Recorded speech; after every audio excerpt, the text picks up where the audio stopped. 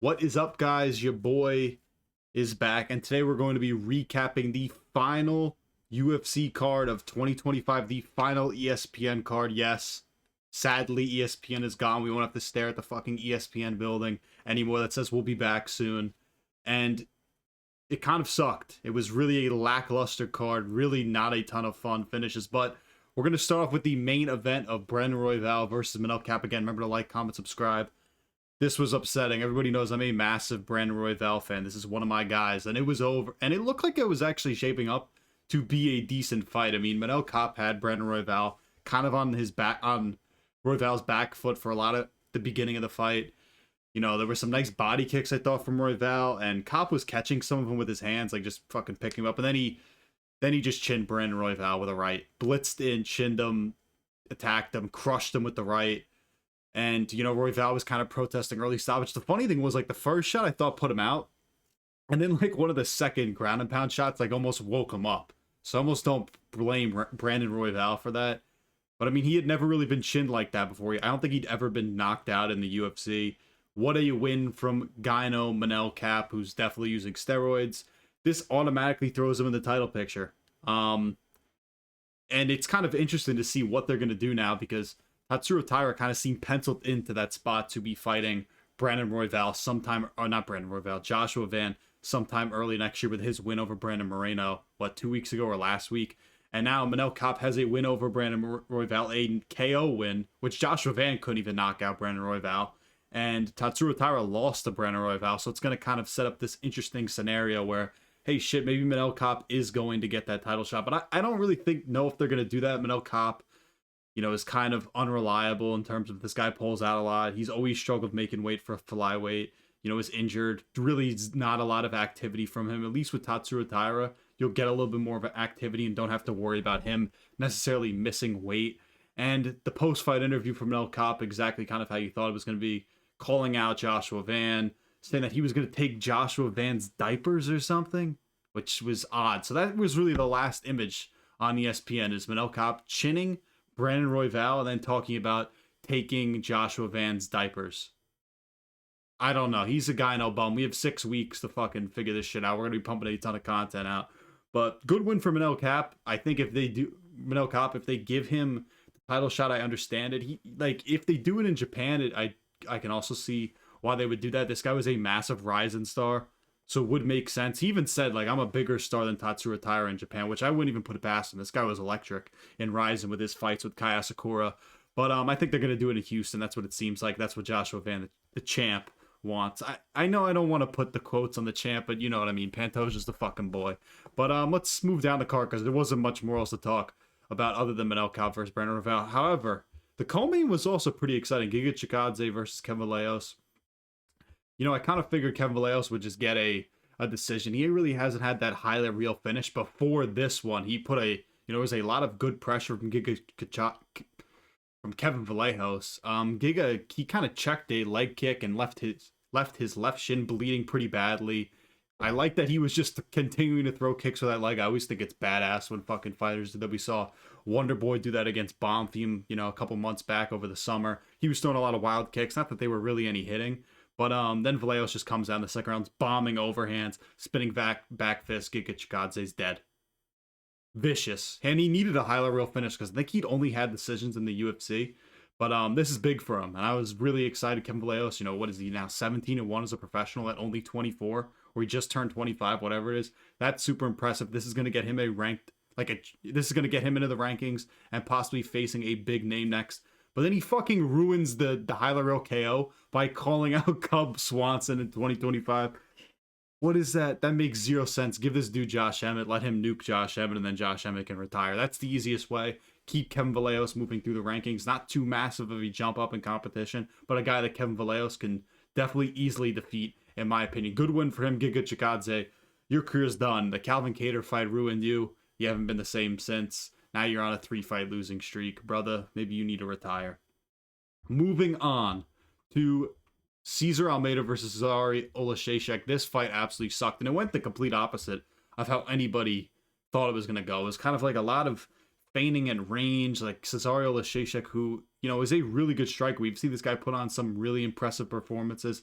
And what did he fight in, one or whatever kickboxing thing he used to fight in? And he's kind of a sharpshooter on the feet. And it was literally him just grappling and taking down Cesar Almeida the entire fight. He had 6 takedowns in this fight. I thought he showed some really, like, nice entries, you know, had some shots, some good singles and double legs, had a ton of control time. Just a nice win for him. It was extremely boring, though. I'm surprised he didn't go out there and put on a show. I think he could have knocked out Cesar Almeida, but nice win for him nonetheless. Moving on to one of the best finishes, and funny story about this finish, I didn't even see it live because my TV was behind it, and I refreshed it. Next thing I know, Morgan Charriere is out, but Melchizedek Costa, I always fuck this guy's name up. Really sick win. What was it? A fucking left head kick, just left Morgan Charriere dead. Morgan Charriere was stiff. He didn't even know what happened. Somehow Costa didn't get a fucking whatever knockout of the night or performance bonus for this. Ridiculous. Sick finisher. He's gonna be in the rankings too. I mean, featherweight's got some really, like, him and Kevin Vallejos are now gonna be, you know, in the rankings. If Vallejos is guaranteed to be 15th, Costa, he's going to get a fight to move up into the rankings. But again, Morgan Charriere, I predicted this guy's lost 11 times, now 12 times in his professional career. Like, he is beatable. I think he is good, but Costa is really nice. I think he's on a 4 or 5 fight win streak now. Really sick finish for him. And then moving down to one of the most boring fights I've ever seen. Kennedy Nzechukwu versus Marcus Buchecha. This was one of the worst fights I've ever seen. For a guy with such, you know, great grappling prowess and this elite Brazilian Jiu-Jitsu artist and Marcus Buchecha, how can you not submit Kennedy Nzechukwu? And how can neither one of these dudes get a finish on one another? Because first round, it kind of seemed like Nzechukwu was going to get a finish. He had him kind of hurt at the end of the round. And Marcus Buchecha really wanted no part of the stand-up this entire fight. Then there was a pretty bad eye poke in the second. And then somehow Marcus Buchecha had full mount on Kenny Nzechukwu and was dropping elbows on him, but just didn't drop enough, gassed himself out because he's fat and couldn't get the finish.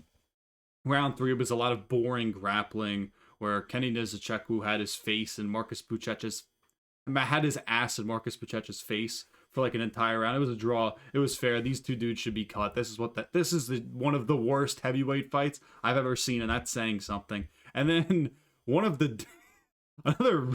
this car was full of the dumbest things I've ever seen. King Green versus Lance Gibson. Listen, Lance Gibson, I get it's early. You know, you came in here on short notice, but you were afraid to strike with King Green, Bobby Green, who has no fucking chin in 2025. Bobby Green just walked this dude down, strutting with his shoulders. That was a little gay, and just trolled this guy the entire fight, talk shit.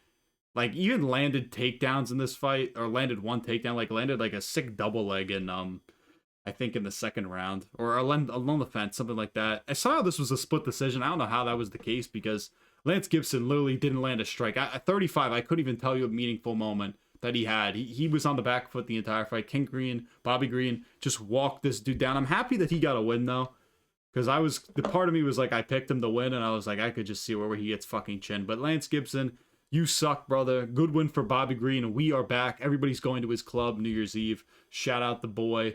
Let's move through some of the prelim highlights. Joe Anderson Brito versus Isaac Thompson. I'll say this about Isaac Thompson. He actually looked pretty sharp in that first round. Like, was landing nice body kicks. Like, he even landed some takedowns throughout this fight. But the second round, it kind of became clear that maybe Isaac Thompson kind of became discouraged and, like, gassed himself out because Brito was kind of getting in submission attempts. Like, had a Darce choke in, had a face crank, was landing more on the feet.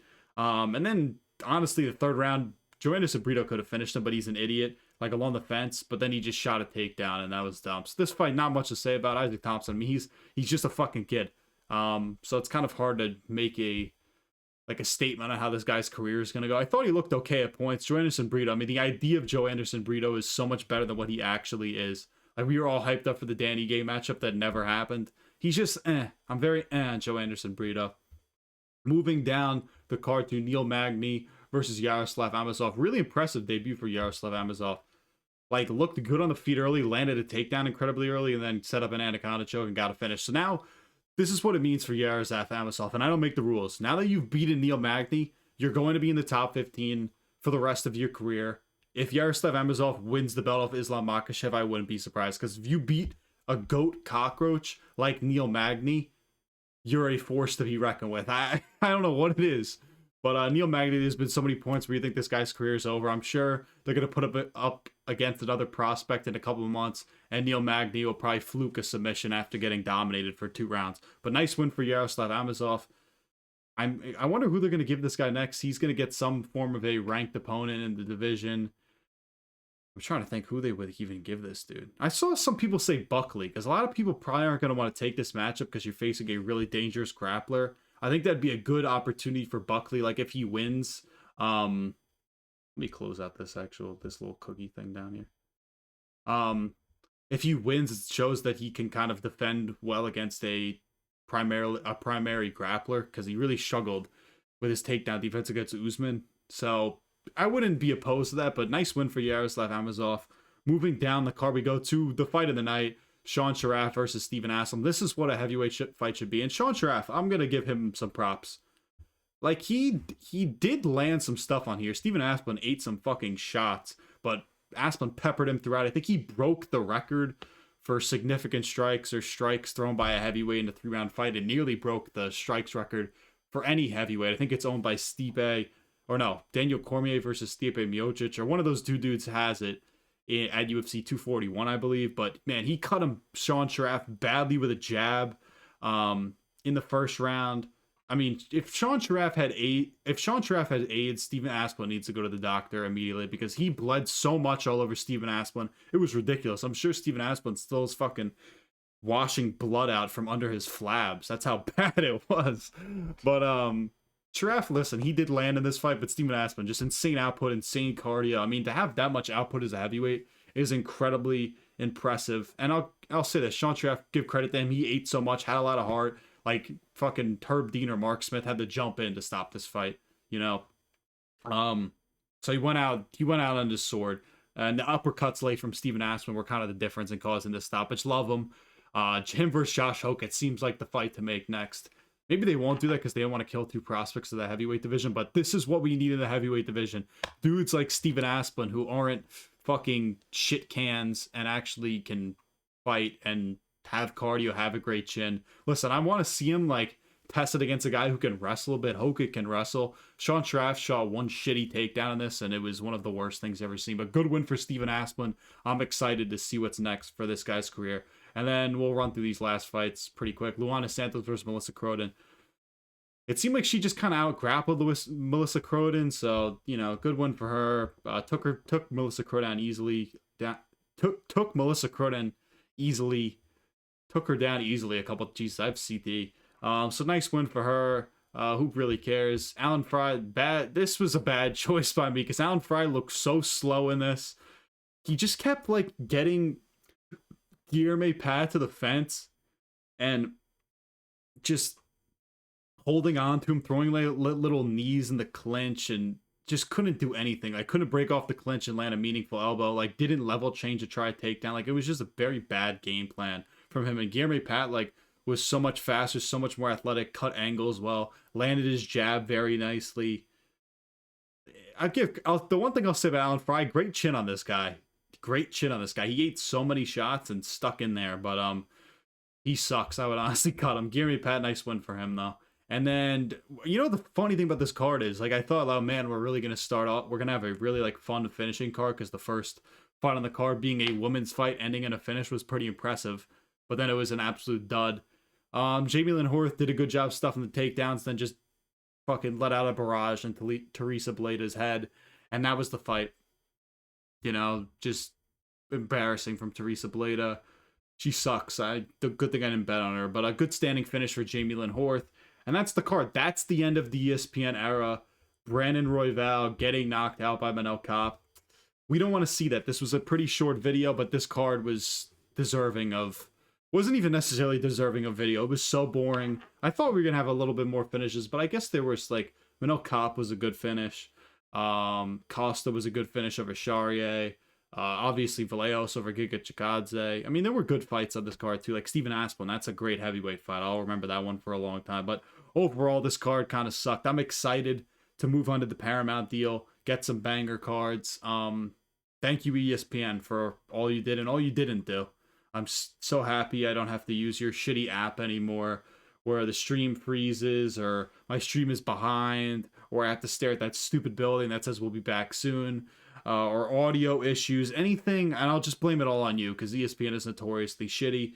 They're a Disney company. The mouse is the equivalent of Osama bin Laden. So I'm so happy I don't have to ever use your app again for the UFC. I'll still use it for some Division 1 college sports games. But either way, that's the full card breakdown. Brandon Royval versus Manel Kape. Let me know what you guys think. Remember to like, comment, subscribe, follow the Instagram. The doctor is signing off.